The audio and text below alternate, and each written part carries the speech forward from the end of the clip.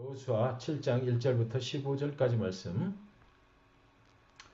같이 봉독합니다. 시작. 이스라엘 자손들이 온전히 바친 물건으로 말미암아 범죄하였으니 이는 유다 지파 세라의 증손 삽디의 손자 갈미의 아들 아간이 온전히 바친 물건을 가졌음이라. 여호와께서 이스라엘 자손들에게 진노하시니라. 여호수아가 여리고에서 사람을 베델 동쪽 벤아웬 곁에 있는 아이로 보내며 그들에게 말하여 이르되 올라가서 그 땅을 정탐하라 하며 그 사람들이 올라가서 아이를 정탐하고 여호수아에게로 돌아와 그에게 이르되 백성을 다 올라가게 하지 말고 2-3천 명만 올라가서 아이를 치게 하소서. 그들은 소수이니 모든 백성을 그리로 보내어 수고롭게 하지 마소서 하므로 백성 중 3천 명쯤 그리로 올라갔다가 아이 사람 앞에서 도망하니 아이 사람이 그들을 36명쯤 쳐 죽이고 성문 앞에서부터 스바림까지 쫓아가 내려가는 비탈에서 쳤으므로 백성의 마음이 녹아 물같이 된지라.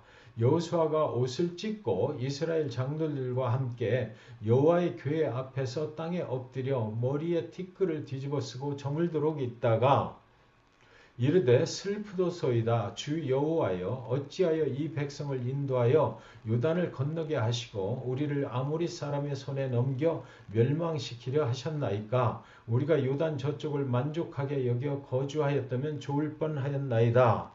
주여 이스라엘이 그의 원수들 앞에서 돌아섰으니 내가 무슨 말을 하오리이까. 가나안 사람과 이 땅의 모든 사람들이 듣고 우리를 둘러싸고 우리 이름을 세상에 끊으리니 주의 크신 이름을 위하여 어떻게 하시려 하나이까 하니 여호와께서 여호수아에게 이르시되 일어나라. 어찌하여 이렇게 엎드렸느냐. 이스라엘이 범죄하여 내가 그들에게 명령한 나의 언약을 어겼으며 또한 그들이 온전히 바친 물건을 가져가고 도둑질하며 속이고 그것을 그들의 물건들 가운데 두었느니라. 그러므로 이스라엘 자손들이 그들의 원수 앞에 능히 맞서지 못하고 그 앞에서 돌아선다니 이는 그들도 온전히 바친 것이 됨이라. 그 온전히 바친 물건을 너희 중에서 멸하지 아니하면 내가 다시는 너희와 함께 있지 아니하리라. 너는 일어나서 백성을 거룩하게 하여 이르기를 너희는 내일을 위하여 스스로 거룩하게 하라. 이스라엘의 하나님 여호와의 말씀에 이스라엘아 너희 가운데 온전히 바친 물건이 있나니 너희가 그 온전히 바친 물건을 너희 가운데서 제하기까지는 네 원수들 앞에 능히 맞서지 못하리라. 너희는 아침에 너희의 지파대로 가까이 나아오라.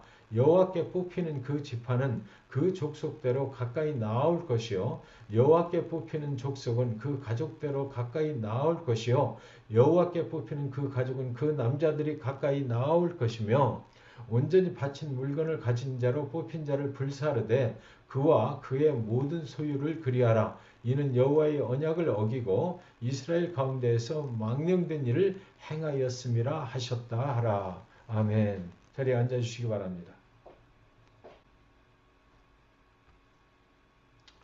오늘 여호수아 7장 1절부터 15절 말씀을 가지고 하나님이 짊어지신 하나님의 진노라는 제목으로 함께 말씀을 나눌 때 여러분 은혜 많이 받으시기 바랍니다. 하나님이 짊어지신 하나님의 진노라는 제목으로 말씀 같이 나누겠습니다. 태평양의 그 하와이 섬의 북서부에 위치해 있는 미드웨이 제도가 있습니다. 이 미드웨이 제도는 산호초가 아름다운 산호초로 된 섬입니다. 이 아름다운 산호초 섬은 아시아하고 그 북아메리카를 연결하는 중간 지점에 위치해 있어요. 그래서 이름이 미드웨이 제도라고 불리기 시작한 것입니다. 제2차 세계대전 중에 일본은 태평양 전역에서 연합군을 상대로 계속 그 승리를 거두었습니다. 아주 그 전쟁에서 승승장구를 일본이 하고 있었어요. 그때 당시에 일본의 우가키 마토메 제독이라고 하는 사람이 있었는데 이 사람은 계속되는 승리에 계속 이기게 되니까 막 승리감에 도취해 있었던 거예요. 그래서 자신감 생기고 그런데 그 자신감으로 끝났으면 괜찮은데 그것이 막 교만함으로 부풀어 일어났던 것입니다. 그래서 1941년에 진주만 공격을 시행하게 되죠. 그리고 그 여세를 몰아서 1942년에는 미드웨이 해전에 이제 참여를 하게 됩니다. 그때 일본군은 굉장히 지쳐 있었다라고 그래요. 계속되는 전쟁으로 말미암아서 이제 좀 다시 한번 전열을 가다듬을 그런 시간이 좀 필요했었는데 그 미드웨이 해전에 또 계속해서 참전을 하게 됐던 거예요. 일본군은 이제 그만 방어선을 구축하고 전열을 재정비해야 했지만 계속되는 승리는 그들의 자만과 교만을 부추겼다는 것이죠. 자만감에 부풀은 일본 군대는 멈추지 못하고 결국 미드웨이 해전에 참전을 했다가 참패를 당하고 말았던 것입니다. 일본은 이 전투에서 항공모함 4대가 모두 격침되는 큰 손실을 입게 되었던 것입니다. 그리고 미드웨이 해전의 이 실패로 말미암아서 세계 제2차 대전에서 일본의 계속되는 그 전쟁 의지가 꺾이는 그런 계기가 됐다라고 해요. 여러분, 군사 용어 중에 승리병이라고 하는 용어가 있습니다. 이 승리병이라는 용어는 연속된 승리로 인해서 안일함이나 오만함이 생겨 지휘관과 그의 부대가 참담한 결과를 맞게 되는 것. 사전적인 정의는 이렇게 되어 있습니다. 미드웨이 해전은 이 승리병의 대표적인 케이스로 역사의 기록을 남기게 되었던 것입니다. 계속되는 승리가 자만심을 불러일으켜서 교만해져서 결국은 참패를 당하게 한 그런 승리병의 케이스가 된 거예요. 여러분, 이런 승리병의 케이스가 오늘 본문에 나와 있는 아이성 전투에서도 있었던 것이죠. 이스라엘 백성들은 하나님의 약속을 따라 믿음으로 여리고를 점령을 했지요. 그것은 하나님의 약속이었고 또 하나님이 약속하신 대로 그들에게 승리를 안겨주었어요. 하나님은 약속하셨고 그분은 그분의 전략으로 이렇게 하라고 명령하셨고 이스라엘 백성들은 하나님의 명령에 순종하였고 하나님은 그 순종을 통해서 하나님의 약속을 지키셨던 것입니다. 그러나 여리고 다음 정복지인 오늘 본문에 나와 있는 이 아이성을 정복할 때는 전혀 예상치 못한 일로 그들은 실패하고 말았다. 오늘 성경의 기록입니다. 아이성 정복은 정말 당연시 되었던 터라 그 뭐 들어가기만 하면 정복되고 정복할 것 같았고 승리할 것 같았어요. 그랬는데 여기서 실패를 하게 되니까 여호수아와 그 이스라엘 백성들의 좌절감은 너무나 컸을 것이다. 이렇게 우리가 알 수 있는 거죠.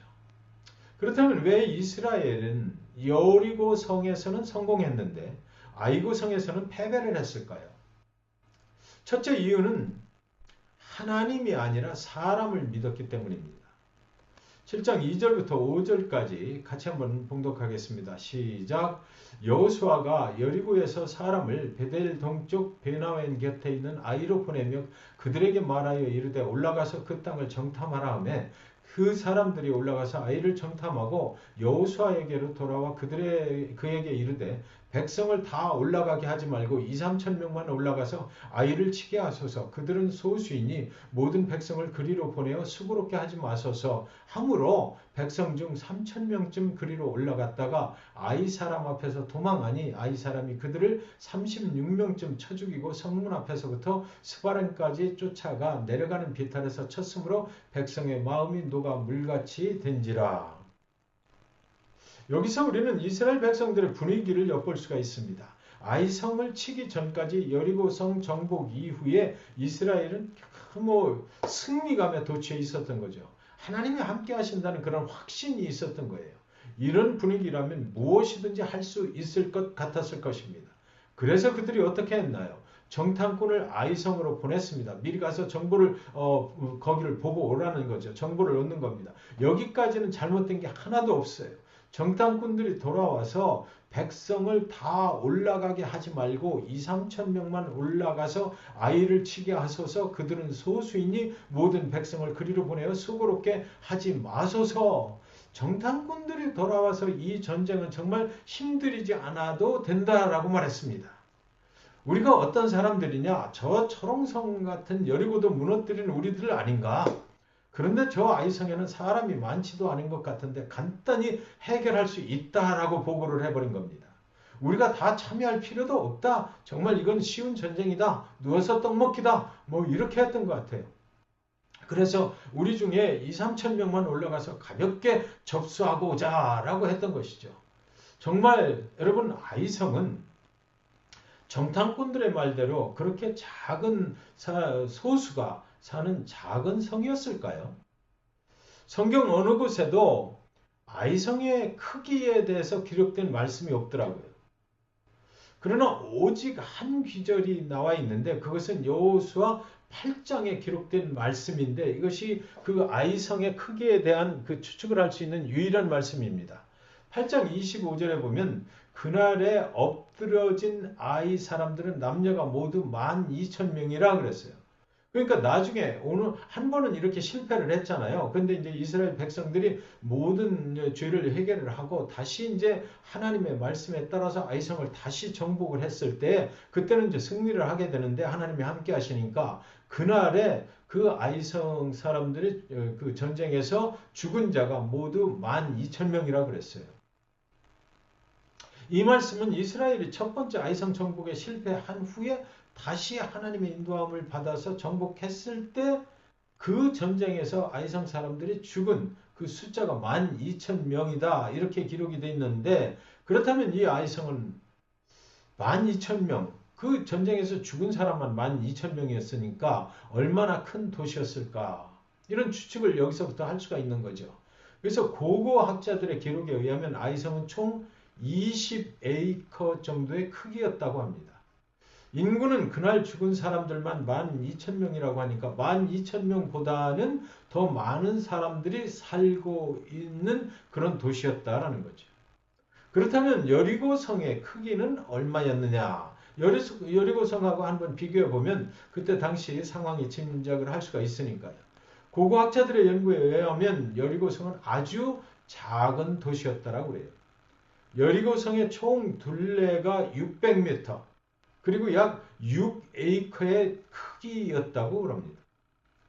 인구수는 1,500명 정도가 살고 있는 당시에는 아주 작은 도시였다고 합니다.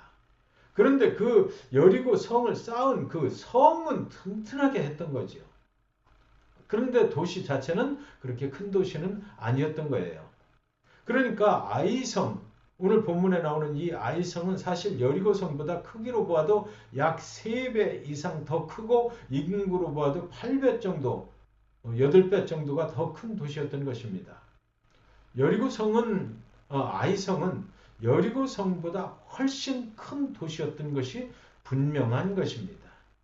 그런데요, 왜 이스라엘 백성들은 아이성은 아주 작은 성이라고 믿었을까요?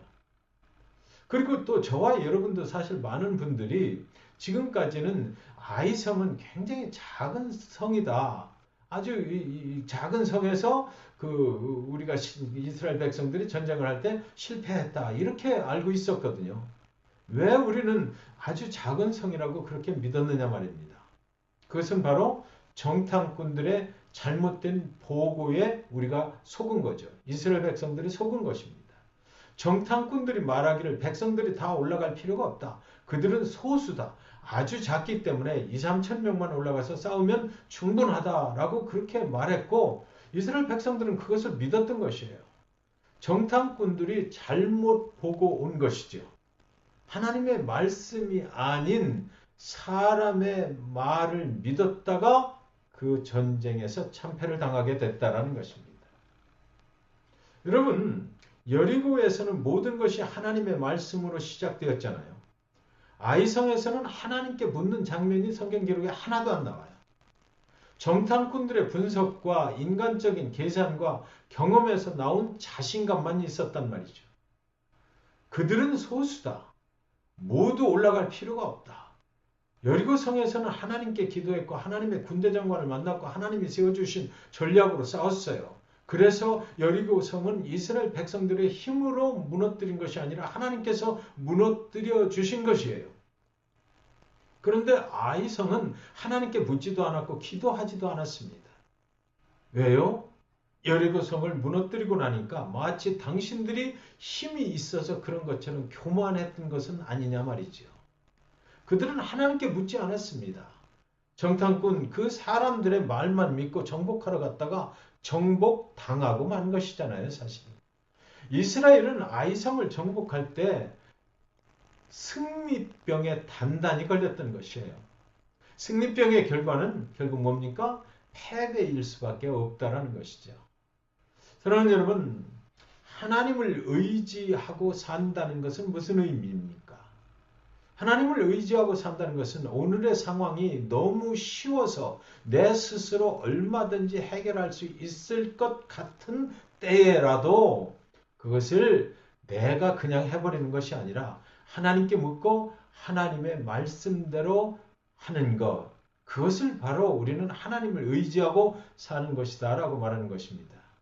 그러니까 내가 어제 기도했으니까 오늘은 기도 안 해도 된다라고 생각한다면 하나님은 어제는 함께 하시지만 그러나 오늘 기도하지 않고 살아가는 오늘은 함께 하지 않으실 수 있다라는 거예요. 아이성 전투 장면을 보고 여리고 전투와 결정적으로 다른 점이 있어요. 하나님이 없는 판단이 얼마나 위험한지를 본문은 저와 여러분에게 보여주고 있다는 것입니다. 그러므로 사랑하는 성도 여러분, 정탐꾼을 믿지 마십시오. 사람의 말을 믿어서는 안 됩니다. 하나님을 믿어야만 합니다. 그리고 사랑하는 성도 여러분, 우리가 잘 될 때, 잘 나갈 때 너무 교만치 말고 더욱 그때일수록 하나님을 의지하시기 바랍니다. 언제나 하나님과 함께 하시는 저와 여러분이 되실 수 있기를 주님의 이름으로 간절히 축원드리는 것입니다.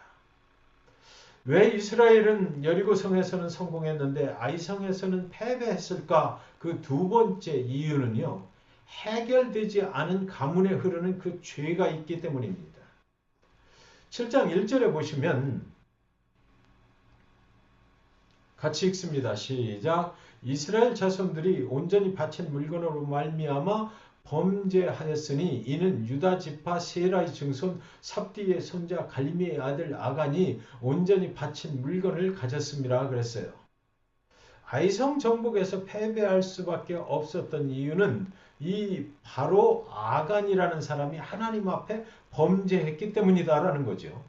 아간이 무슨 범죄를 저질렀나요?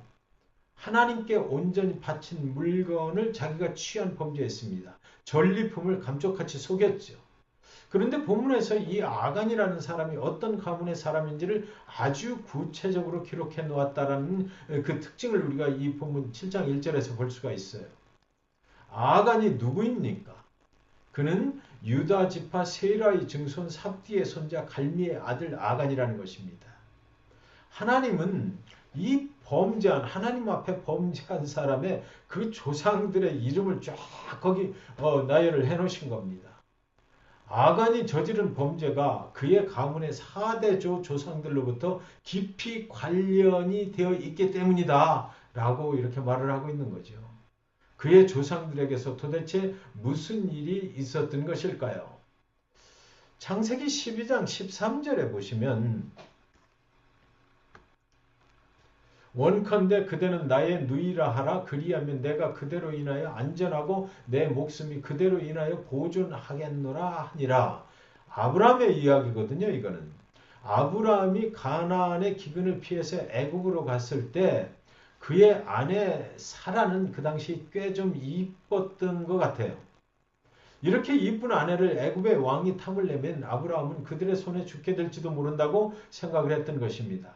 그래서 아내 사라에게 당신은 내 아내가 아니라 이제부터는 내 누나라고 하자. 그리고 당신은 그들이 하라는 대로 해라. 그것이 내가 살 길이다라고 말도 안 되는 거짓말을 했던 것입니다. 사랑하는 자기 아내를 거짓으로 누나라고 속여서 애굽의 왕에게 팔아버린 것이죠. 아브라함은 그 대가로요 애굽에서 많은 재물을 취하게 됐던 것입니다. 그런데 그 사건은 아브라함 때에 끝나지 않습니다. 유사한 사건이 그의 아들 이삭의 때에도 또 발생을 하는 거예요. 창세기 26장 6절 7절에 보시면 같이 읽겠습니다. 시작. 이삭이 그랄에 거하였더니 그곳 사람들이 그 아내를 물으매 그가 말하기를 그는 나의 누이라 하였으니 리브가는 보기에 아리따움으로 그곳 백성이 리브가로 인하여 자기를 죽일까요? 그는 나의 아내라 하기를 두려워함이더라 하였더라. 아들 이삭도 그 아비와 똑같은 짓을 하고 있는 것입니다. 그의 조상으로부터 흘러내려오는 거짓된 영이 그 가문에 계속 흐르고 있었던 것이에요. 그렇다면 그들의 후손 야곱의 때는 어땠습니까? 야곱은 자기 인생의 목적을 이루기 위해서 자기 아버지와 형을 속이는 것입니다. 야곱은 가장 유명한 사기꾼이 되어버렸잖아요. 그런데 그 사기꾼 야곱의 넷째 아들인 유다가요. 바로 오늘 본문에 나오는 아간의 4대 조상인 거예요. 아간의 그 4대 조상 유다는 창세기 38장에 보면 자기의 며느리 다말을 거리의 창녀로 오해를 하고 자기의 며느리와 함께 잠을 자서 며느리를 임신을 시켜가지고 자녀를 낳게 했던 사람이 바로 그 유다인 것입니다. 여러분, 이 가문의 조상 때부터 해결되지 않은 죄의 역사는 계속해서 후손들에게 지금 반복해서 일어나고 있다는 것을 성경이 증명하고 있어요. 유다의 후손인 다윗은 어떠냐고요? 하나님의 마음에 합한 자였지만 그에게도 이스라엘의 왕에 오른 후에 우리아의 아내를 범하고 우리아를 죽이는 커다란 죄를 범했던 것 아니겠습니까? 사랑하는 여러분,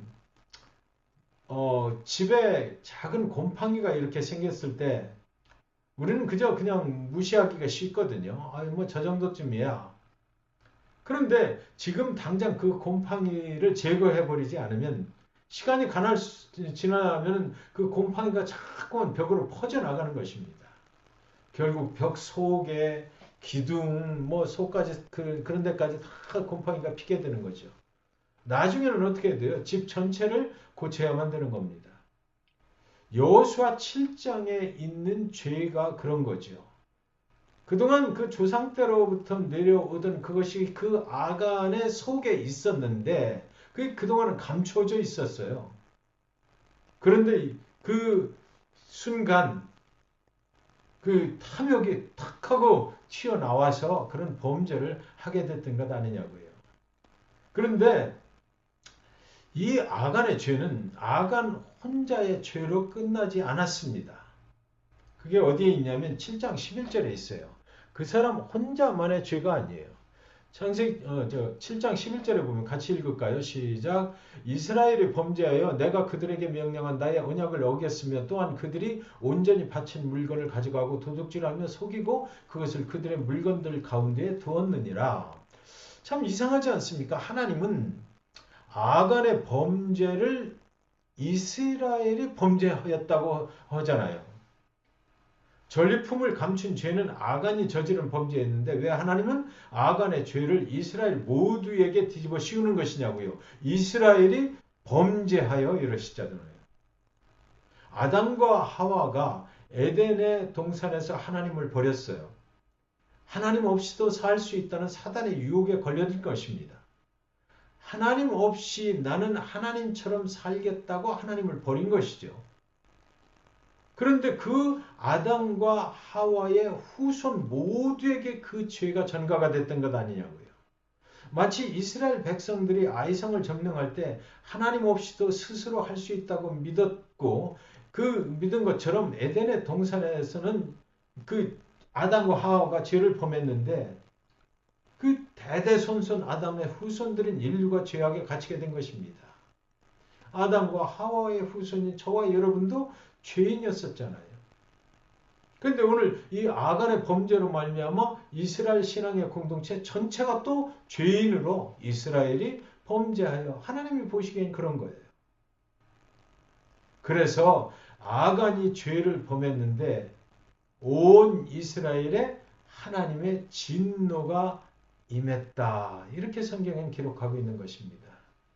7장 1절 하반부에 보시면 여호와께서 이스라엘 자손들에게 진노하시니라. 이스라엘 전체에게 진노하셨다 그랬어요. 죄는 아간이 범했는데 하나님의 진노는 온 이스라엘에게 임했던 것입니다. 그렇다면 하나님은 어떻게 아간의 죄를 해결하셨을까? 하나님의 법대로 아간과 그의 가족들까지 모두 돌로 쳐 죽여서 해결해 버리셨습니다. 온 이스라엘이 아간과 그의 가족들을 돌로 쳐 죽여버리는 사건이 거기에서 발생을 한 겁니다. 그건 하나님의 법에 그렇게 하게 되어 있기 때문이에요. 그의 가족들은 아간의 죄로 인하여 죽임을 당해야만 했던 거죠. 7장 26절에 보시면 같이 읽겠습니다. 시작. 그 위에 돌 무더기를 크게 쌓았더니 오늘까지 있더라. 여호와께서 그의 맹렬한 진노를 그치시니 그러므로 그곳 이름을 오늘까지 아골 골짜기라 부르더라. 아골 골짜기가 여기서 생기는 거죠. 아간의 골짜기는 아간의 죽임을 당한 그 골짜기는 이제 아골 골짜기로 부르는 거예요. 죄의 결과는 멸망과 죽음입니다. 하나님의 율법대로라면 멸망과 죽음밖에 없어요. 그러나 성경은 하나님의 진노가 거기서 끝났다라고 되어 있지 않고요. 성경에는 죄의 문제가 해결된 후에 이야기가 기록이 계속되는데 진노는 그쳤지만 그 진노가 변화됩니다. 이제 8장 1절에 보시면 이제 다시 8장 1절로 가서 다시 한번 읽겠습니다. 시작. 여호와께서 여호수아에게 이르시되 두려워하지 말라 놀라지 말라 군사를 다 거느리고 일어나 아이로 올라가라. 보라 내가 아이 왕과 그의 백성과 그의 성읍과 그의 땅을 다 내 손에 넘겨주었으니 그랬어요. 아간의 죄가 해결된 후에 하나님이 그 진노를 이제 바꾸시는 것입니다. 어떻게 바꿔요? 하나님이 이스라엘 백성들과 함께 하심으로 바꾸었어요. 아간의 죄가 해결되자 하나님의 진노가 하나님이 이스라엘 백성들을 보호하시는 것으로 바뀌는 겁니다. 아간의 죄가 해결되고 나자 하나님의 진노가 하나님의 인도하심으로 바뀌고 하나님의 진노가 하나님의 축복으로 바뀌고 하나님의 진노가 하나님이 이스라엘에게 주시는 승리로 바뀐 것이에요. 아간의 죄가 해결된 후에 하나님이 아이성을 이스라엘 손에 넘겨주신 것입니다. 하나님이 우리의 손에 넘겨주셔야 우리는 승리할 수 있거든요. 여리고성을 그렇게 하셨던 것처럼 말입니다. 여러분 하나님께서 모든 것의 주인이 되시고 우리 인생의 주인이 되셔요. 우리가 기도하고 하나님 이렇게 되길 원합니다. 하나님 저 땅을 내가 점령하길 원합니다. 내가 비즈니스도 잘 하길 원합니다. 이렇게 될 때에 그 기도에 응답하시는 그 하나님의 응답은 어떻게 오냐면 하나님께서 모든 죄가 해결된 후에 그것을 우리에게 넘겨주셔야 그것이 내 기도의 응답으로 온다는 말이죠. 내 안에 죄가 해결되지 않으면 그것은 그때까지 하나님께서 미루시는 것이에요. 하나님은 죄악과는 함께 하실 수가 없는 분이시기 때문에 그런 거죠. 하나님은 이사야 선지자를 통해서 또 이렇게 말씀하셨습니다. 이사야서 65장 10절에 보면 같이 봉독하겠습니다. 시작. 샤론은 양떼의 우리가 되겠고 아골 골짜기는 솥대가 눕는 곳이 되어 나를 찾은 내 백성의 소유가 되려니와. 이게 이제 그 후에 하나님의 진노가 죄로 인한 하나님의 진노가 이제 바뀐 거죠. 축복으로 바뀌는 것입니다. 아골 골짜기는 죽음의 골짜기잖아요. 하나님의 진노가 임한 곳이 아골 골짜기입니다. 그러나 죄의 문제가 해결되고 나면 하나님은 이 죽음의 골짜기를 여기 보시면 솥대가 편안히 누워서 즐길 수 있는 푸른 목장으로 변화시킨다. 그런 계획을 가지고 계신 거죠. 하나님은 죄와 공존하실 수는 없기 때문에 죄를 심판하셔야만 돼요. 하지만 멸망과 죽음의 길에서 우리를 다시 일으켜 세워주시는 것입니다. 죄의 문제가 해결되고 나면. 그것뿐만이 아니죠. 호세아서에 보면 2장 15절 같이 읽습니다. 시작. 거기서 비로소 그의 포도원을 그에게 주고 아골 골짜기로 소망의 문을 삼아 주리니 그가 거기서 응대하기를 어렸을 때와 애굽 땅에서 올라오던 날과 같이 하리라. 아골 골짜기, 그 죽음의 골짜기에 소망의 문을 삼아 주리니, 소망의 문을 거기다 달아주겠다라는 거지요. 이것이 하나님의 계획입니다. 인간이 죄로 인해서 멸망과 죽음의 길을 가고 있을 때 그 죄의 문제를 해결한 후에는 이제 그 죽음의 길에서 나올 수 있는 소망의 문을 삼아 주겠다는 거예요. 달아주겠다는 것입니다. 하나님의 진노가 임했던 아골 골짜기가 드디어 소망의 문으로 변하는 이런 계획을 하나님은 가지고 계신 거죠. 아골 골짜기는 전혀 소망이 없는 곳입니다. 죽음만 있는 곳이에요. 그러나 하나님은 아골 골짜기에 소망의 문을 달아서 구원해 주시겠다라고 그 계획을 이렇게 성경에 기록으로 남기셨던 것입니다. 사랑하는 성도 여러분, 하나님께서 진노를 푸른 목장으로 바꾸시고 소망의 문으로 바꾸시겠다고 약속하신 약 800년 후에 어떤 일이 일어납니까? 하나님의 진노는 하나님의 사랑으로 완전하게 바뀌어서 나타납니다. 그러나 여러분, 아굴 골짜기는 범죄와 심판의 자리였습니다. 우리 모두는 하나님의 진노 가운데 아굴 골짜기에 죽임을 당해버려져야만 했던 것입니다. 그러나 하나님은 아굴 골짜기 진노의 땅에 생명으로 나아가는 소망의 문을 다루신 것이에요. 하나님의 진노가 골고다 십자가에서 사랑으로 바뀐 것입니다. 여기서 이미 약속하신 것이 800년 후에 이루어지는 것입니다. 당신 자신이 이 땅에 예수로 오시는 거죠. 하나님의 진노로 말미암아 죽임을 당하여 아골 골짜기에 버려져야 마땅한 우리의 죄를 그 예수, 당신의 아들 예수가 대신 짊어지시고 아골 골짜기에 죽임을 당하심으로, 우리 대신해서 당하심으로, 죽임을 당하심으로 하나님의 진노를 사랑의 십자가로 바꾸신 것입니다. 그것이 골고다 십자가의 사건인 것이에요. 하나님은 저와 여러분을 위해서 하나님의 진노를 스스로 짊어지실 계획을 하셨던 것입니다. 아골 골짜기에서 소망의 문을 여신 하나님께서는 골고다 언덕에서 그 소망을 십자가로 완성을 하신 것이죠. 아골 골짜기와 골고다 언덕은 장소는 서로 달라요.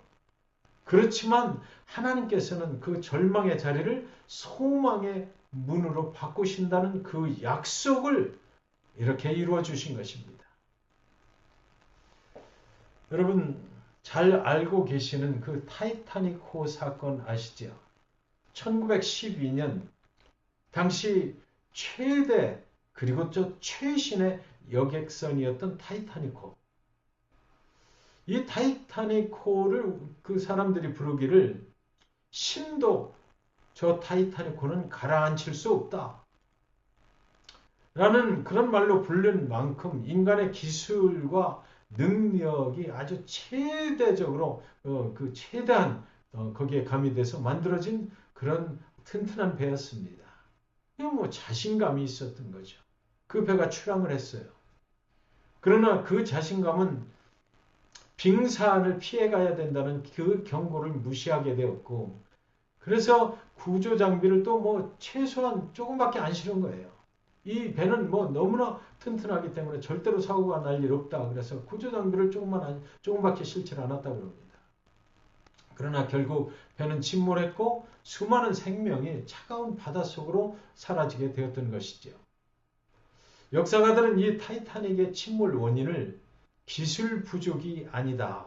이것은 인간의 오만으로 인한 경고를 무시한 태도 때문이었다라고 그렇게 결론을 내렸던 것입니다.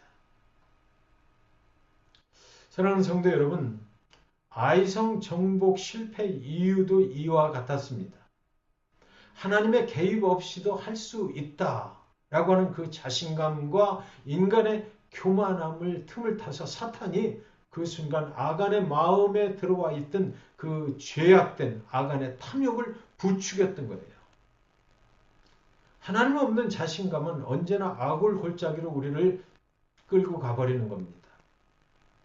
하나님이 배제된 삶은 하나님의 진노 아래 설 수밖에 없는 거예요. 그러나 이스라엘이 하나님의 명령에 순종해서 죄의 문제를 해결했을 때 하나님은 그들과 다시 함께 하시며 아이성을 그들의 손에 넘겨주었던 것이지요.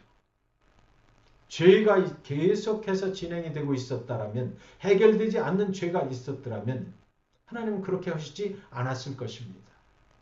하나님은 아간의 사건으로 생긴 그 아골 골짜기를 결국은 소망의 문으로 바꾸셨고, 그 소망은 마침내 당신 자신이 이 땅에 오셔서 죽음을 대신 짊어지신 골고다 십자가로 완성이 되었다라는 것입니다. 사랑하는 성도 여러분, 우리의 삶이 무거워질 때, 또 무너질 때 가만히 생각해 보면 문제는 우리의 능력이 부족해서가 아니라 하나님의 자리가 비어있기 때문은 아닌가요? 오늘 우리들의 가정과 일터와 우리가 살아가는 이 신앙의 자리에서 여러분의 최우선의 자리에 하나님의 자리를 회복해야만 되겠다라는 것입니다. 그렇지 않고는 우리의 삶은 하나님께서 개런티 하시는 그런 삶을 살 수가 없게 되기 때문이에요. 우리에게 대대손손 내려오는 죄악을 해결할 수 있는 방법이 뭡니까? 예수님의 이름으로 용서함 받고 자유함을 얻을 수 있다는 것입니다. 저 같은 경우도 우리 집안에는 예수를 믿은 사람이 없어요. 우상을 섬기며 살았던 거죠. 만약 제가 예수를 믿지 않고 예수를 만나지 못했다면 그 죄악 가운데 계속 살아가는 거니까 하나님이 나를 축복하실 수가 없는 거예요. 그러나 제가 은혜 가운데 하나님을 믿게 됐고 예수를 나의 개인의 구세주로 영접을 한 이후에 나는 그 모든 죄악에서 자유함을 얻고 이제 하나님이 주시는 축복의 땅으로 당당히 나아가게 됐다는 것입니다. 그래서 대대손손 내려오는 죄악을 예수의 이름으로 용서함 받으시고 우리 모두가 자유를 얻으시길 바랍니다. 예수 그리스도의 소망의 십자가 앞에 우리들의 얽매인 죄를 고백하면 되거든요. 그리고 골고다 십자가의 그 소망의 문으로 들어가면 되는 거예요. 왜요? 십자가만이 우리를 살리는 유일한 소망이 되기 때문입니다. 그러므로 저와 여러분이 오늘을 살아가실 때 우리의 삶이 아골 골짜기 같은 자리에 있다 하더라도 우리는 골고다의 십자가를 바라보며 다시 일어날 수 있는 것입니다. 왜냐하면 우리는 예수를 믿기 때문에 예수님 그분이 나의 죄의 문제를 다 해결해 주셨기 때문에 하나님은 하나님의 진노의 자리에 서 있는 저와 여러분 대신 우리가 당할 하나님의 진노를 우리 대신 스스로 짊어지시고 우리를 소망의 자리로 인도하시는 하나님이신 것, 그것을 여러분 믿으시기 바랍니다. 우리가 예수를 믿는 것은 이런 축복이 있는 거지. 우리를 아골 골짜기에서 예수 그리스도의 소망의 십자가 앞으로 인도하시는 하나님 앞으로 이제 우리는 담대히 나아가셔서 하나님께서 여러분의 손에 이 세상을 넘겨주시는 그 승리의 축복이 여러분 모두에게 임하시기를 주님의 이름으로 간절히 축원드리는 것입니다. 우리가 오늘 말씀 붙잡고 기도하실 때에 오늘 말씀에서 이런 메시지를 우리한테 이런 결단을 또 요구하시는 것 같습니다. 우리가 기도할 때 이렇게 기도했으면 좋겠어요. 하나님 없이 살 수 없음을 고백합니다. 그렇죠. 우리가 자만해지고 교만해지면 하나님이 없이도 내가 살 수 있다라고 생각하는 그런 쪽으로 막 가거든요. 그러니까 우리 다시 한번 고백했으면 좋겠어요. 잘 될 때도 겸손하게 하나님 없이 살 수 없음을 고백했으면 좋겠습니다. 하나님만 온전히 의지하겠습니다. 하나님 나의 삶에 최우선의 자리를 내어드립니다. 그래서 어떤 일이든지 아주 작고 사소한 일일지라도 하나님 인도하심을 따르겠습니다. 내 안에 들어오셔서 나의 삶을 하나님의 뜻대로 인도하여 주시옵소서. 우리 가문에 흐르는 얽매인 죄악들이 있다면 이 시간 그것이 기억나게 하시고 회개하고 용서받으시고 얽매인 모든 죄악으로부터 우리를 자유케 하여 주시옵소서. 이렇게 한번 기도했으면 좋겠고요. 우리 한 사람 한 사람 모두가 예수의 이름으로 모든 죄 사함 받고 자유를 얻어서 기쁨이 넘치는 신앙의 공동체. 신앙의 공동체는 뭡니까? 구원받은 자들의 모임, 에클레시아. 구원의 공동체가 되게 하소서. 이런 기도를 좀 오늘 말씀 붙잡고 했으면 좋겠습니다.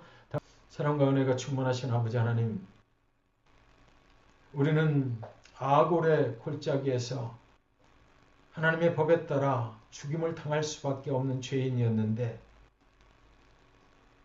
그 하나님의 진노를 당할 수밖에 없는 것을 하나님 당신의 아들 예수 그리스도를 이 땅에 보내주셔서 그 아들에게 하나님의 진노가 임하게 하시고 그 아들이 우리 대신 하나님의 진노를 짊어지고 그 죄로 이 땅에서 십자가에 달려 죽게 만드셔서 우리는 이제 그 예수로 말미암아 그 예수를 믿음으로 자유를 얻게 하셔서 감사합니다. 그리고 또 이 땅에서 구원받은 백성으로 살아가는 것뿐만 아니라 이제는 참으로 축복의 대열에 서서 영원한 생명에 가는 그 대열에서 이 땅에서도 예수 그리스도를 믿음으로 하나님의 백성 되어서 정말 하나님이 주시는 그런 승리의 축복을 경험하면서 갈 수 있도록 인도하신 것 감사합니다. 오늘 하루를 그 주님과 함께 살아갑니다. 나를 살리신 예수 그분과 함께 살아갑니다. 영원까지 갈 때에 하나님 우리를 참으로 모든 죄에서 구원해 주셨으니 이제는 다시는 죄악의 길을 가지 않도록 하나님 인도하시고 우리 안에 들어계신 그 하나님의 최우선 자리를 내어드릴 수 있도록 하나님 인도하여 주심으로 축복의 자리를 계속해서 하나님과 함께 동행하며 걸어갈 수 있도록 하나님 도와주시옵소서. 이제는 우리 주 예수 그리스도의 은혜와 하나님의 사랑하심과 성령님의 교통하심이 오늘 주님 전에 예배하고 우리를 위하여 하나님의 진노를 하나님의 사랑으로 바꾸어 주시고 오늘도 우리를 소망의 십자가 앞으로 인도하시는 하나님만 바라보며 담대히 세상으로 나아가는 사랑하는 영혼들 머리머리 위에와 이들이 섬기고 살아가는 가정과 자녀들과 삶의 모든 터전들과 신앙의 공동체 위에 이제부터 영원까지 함께 하시옵기를 예수 그리스도의 이름으로 간절히 축원하옵나이다. 아멘.